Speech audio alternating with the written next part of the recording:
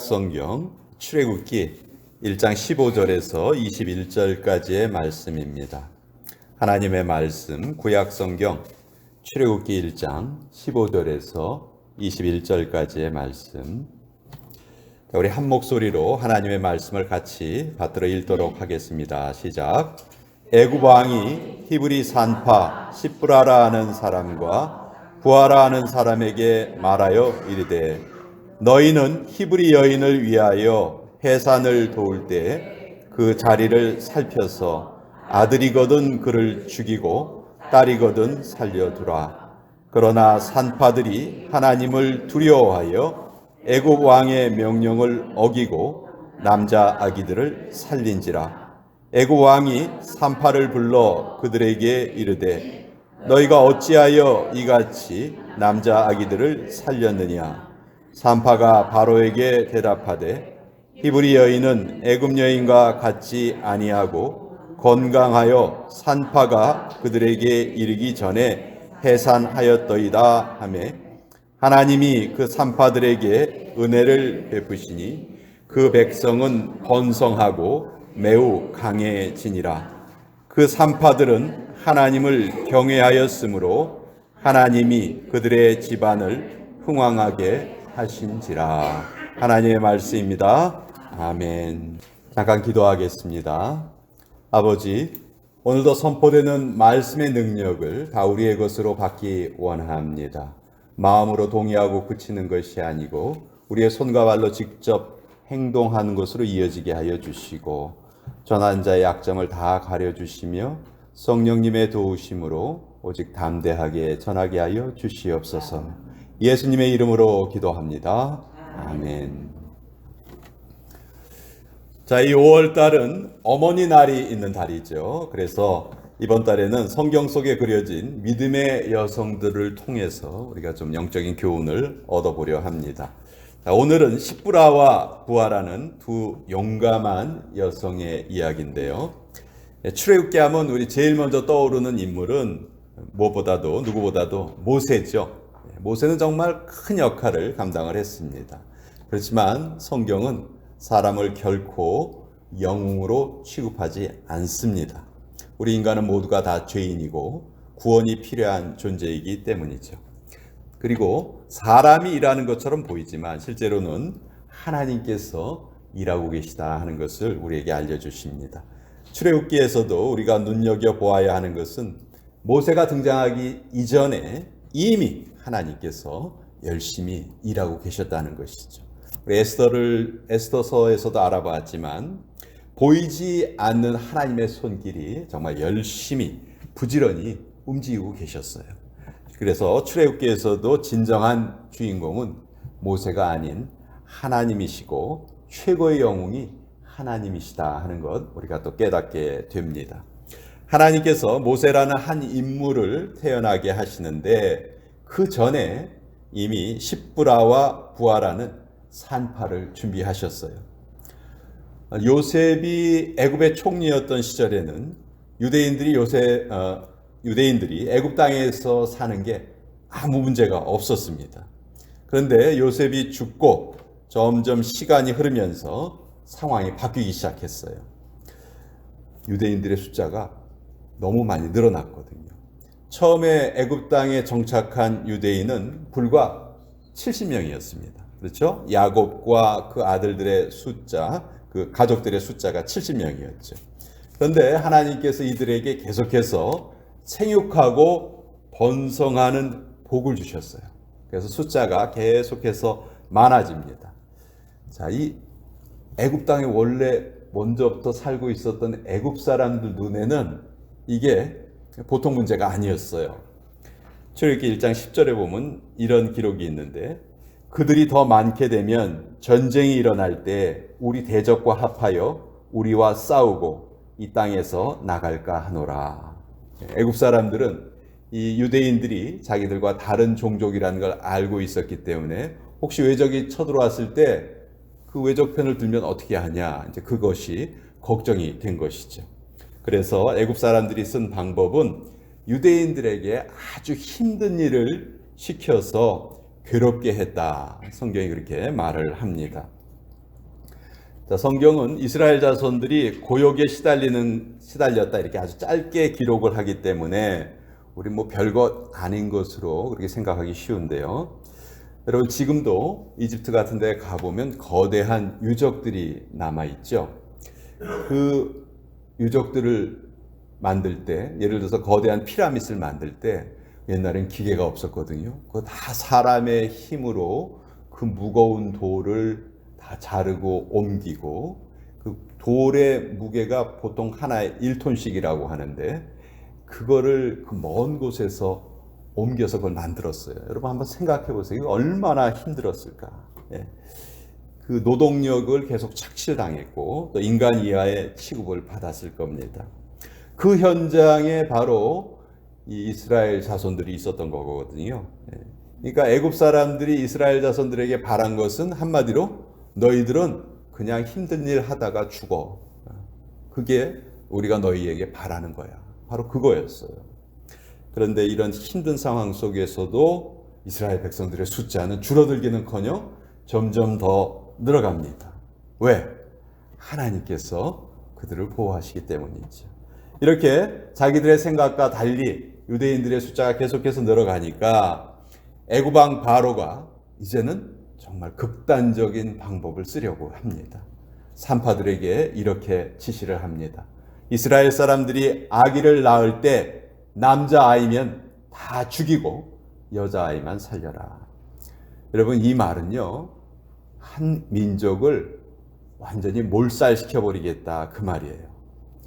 이 미국 땅에 지금 우리 한국 남자가 다 죽었다고 한번 상상해 봅시다. 그리고 한 50년 정도 지나면요, 미국 땅에 한국 사람은 한 사람도 없습니다. 아이를 낳을 때 한국 남자가 있어야 한국 아이를 낳을 수 있잖아요. 근데 한국 남자가 없다면 한국인은 이 미국 땅에서 사라져 버리는 것이죠. 애굽 사람들이 똑같은 방법을 쓰려고 했던 거예요. 유대인들을 이 애굽 땅에서 완전히 없애버리자. 그렇게 생각을 했던 것이죠. 그런데 여러분, 이스라엘 민족은 누가 맨 처음에 만드신 겁니까? 하나님께서 아브라함을 통해서 이제 하나님의 나라를 만드시려고 이제 이스라엘이라는 나라를 만드신 거잖아요. 그런데 애굽 왕 바로가 감히 하나님이 만드신 그 이스라엘 민족을 몰살시키려 하는 겁니다. 그러니까 하나님께서 당연히 이 시점에 개입을 하시죠.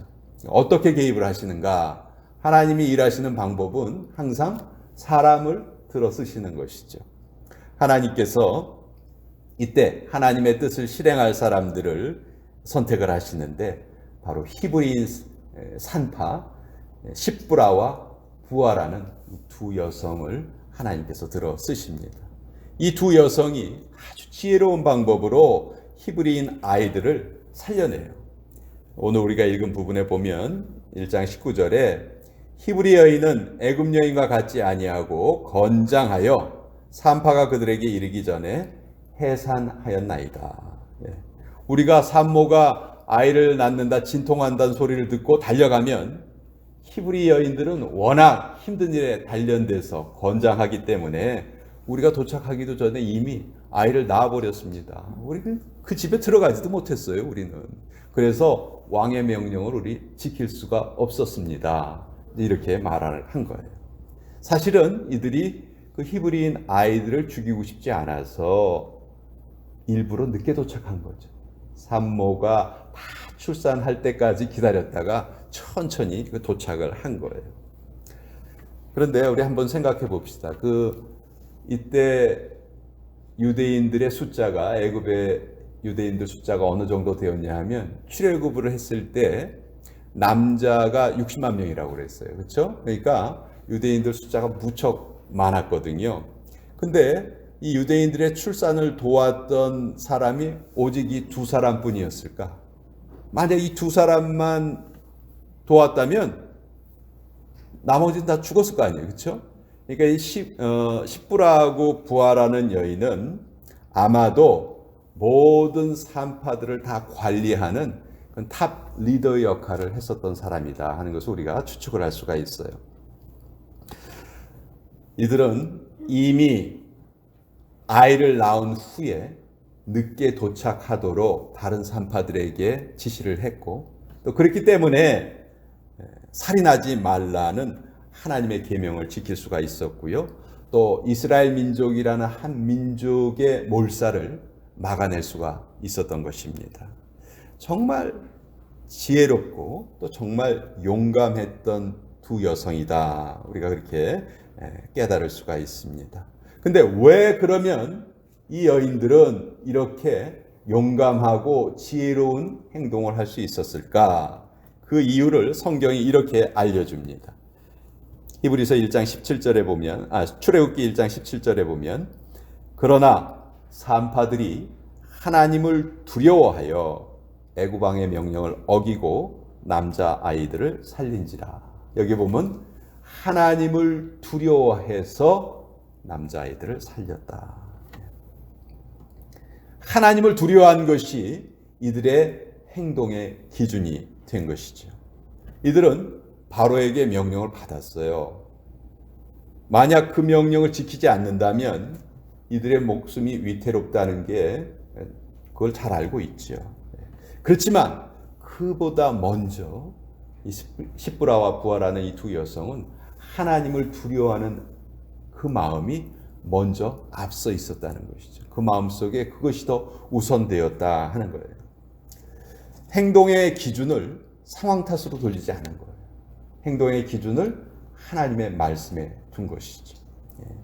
여기 하나님을 두려워했다 이 말은 하나님께 어떤 공포심을 가졌다 그런 말이 아니에요. 경외라는 말은 존경의 또 다른 표현입니다. 하나님을 존경했다는 것인데요. 사도 바울은 이 마음을 이렇게 한 문장으로 요약을 했습니다. 내가 하나님께 좋게 하랴 사람에게 좋게 하랴. 이것이 하나님을 경외한다는 것의 바른 뜻이에요.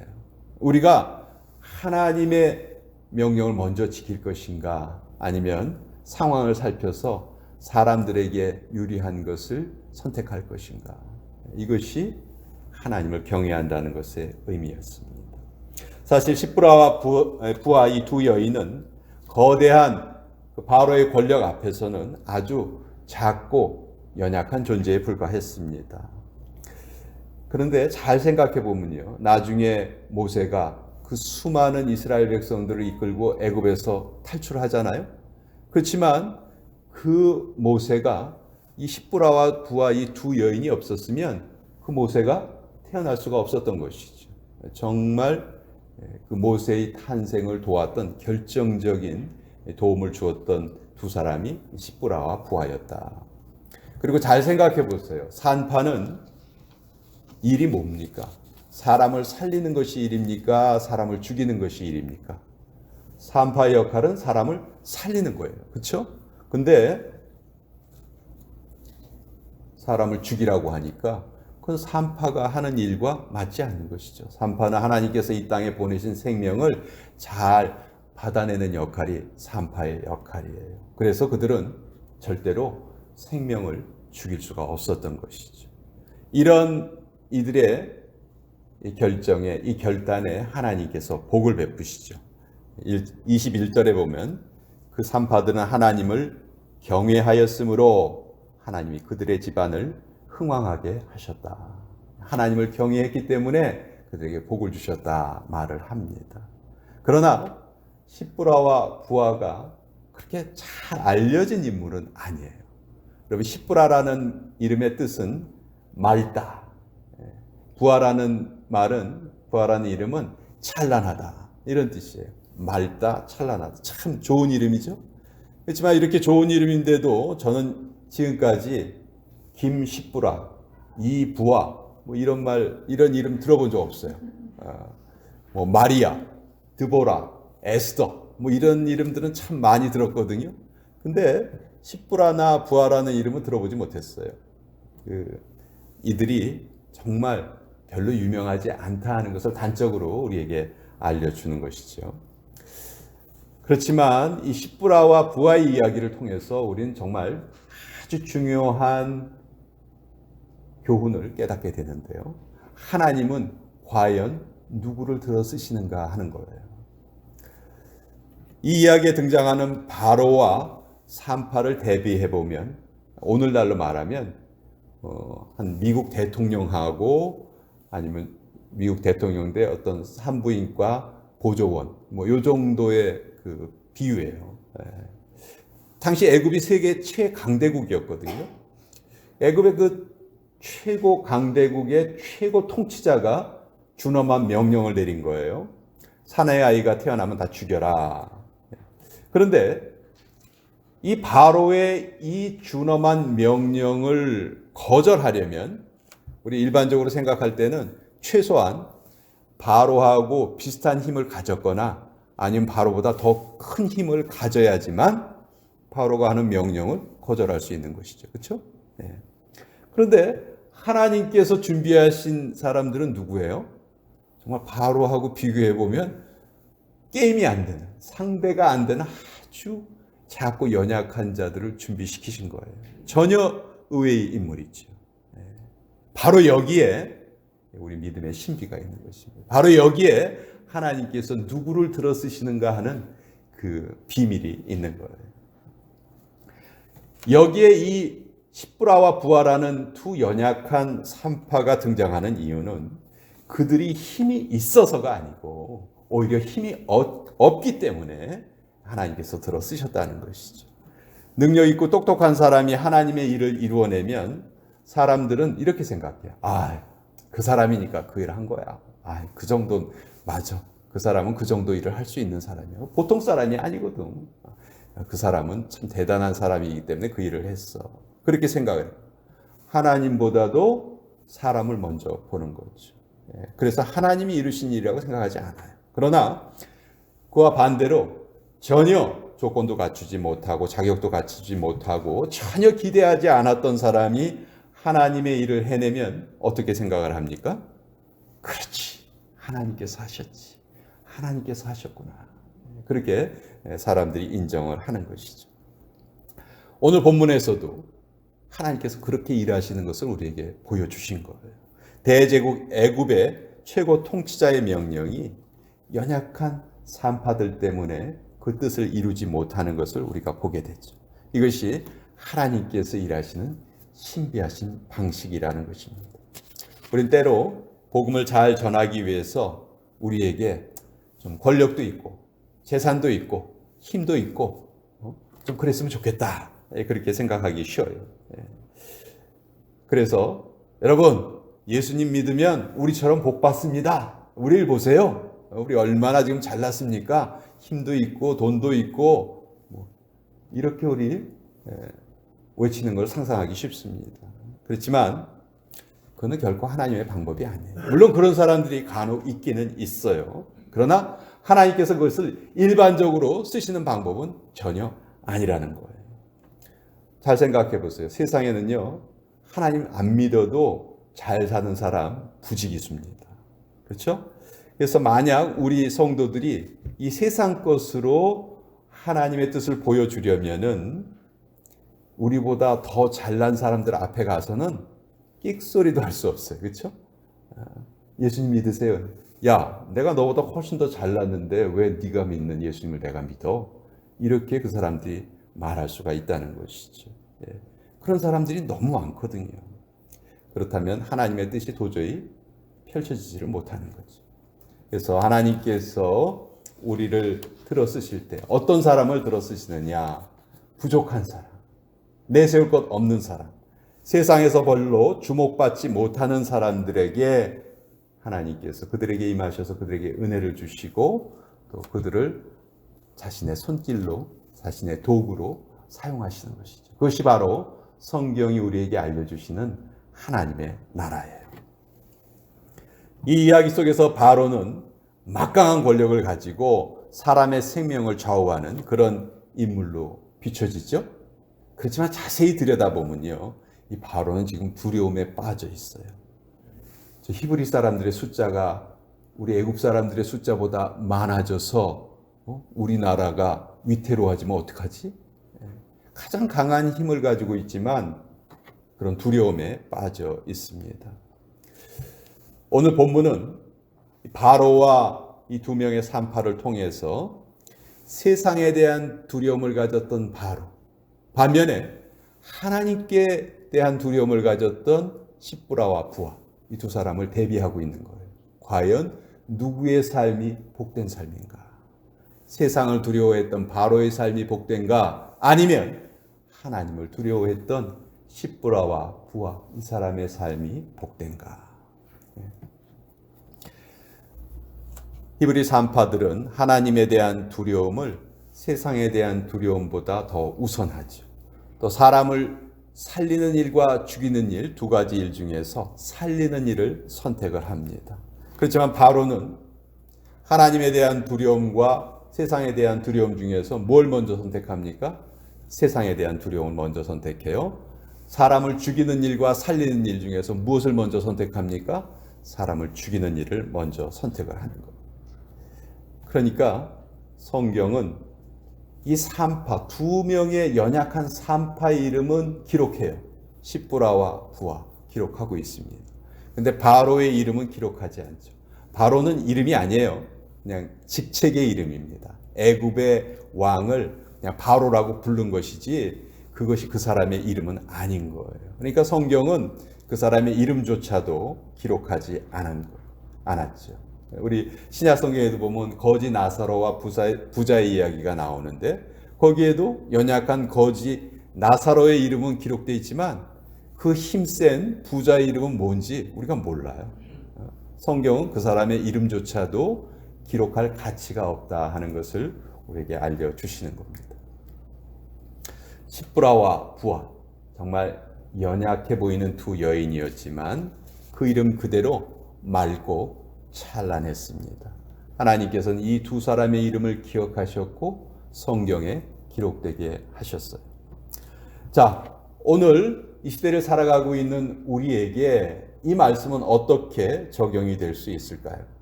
먼저 우리는 우리의 연약함을 부끄러워하지 않을 수가 있습니다. 오히려 그 연약함을 우리가 자랑할 수 있겠죠. 내가 약하면 약할수록 하나님께서 나를 쓰실 때 내가 하나님께 더 큰 영광을 돌릴 수 있겠구나. 우리가 그렇게 생각을 할 수 있습니다. 그러나 약하다고 해서 하나님이 다 들어 쓰시는 건 아니에요. 이 세상에 약한 사람들 다 하나님이 들어 쓰시지는 않아요.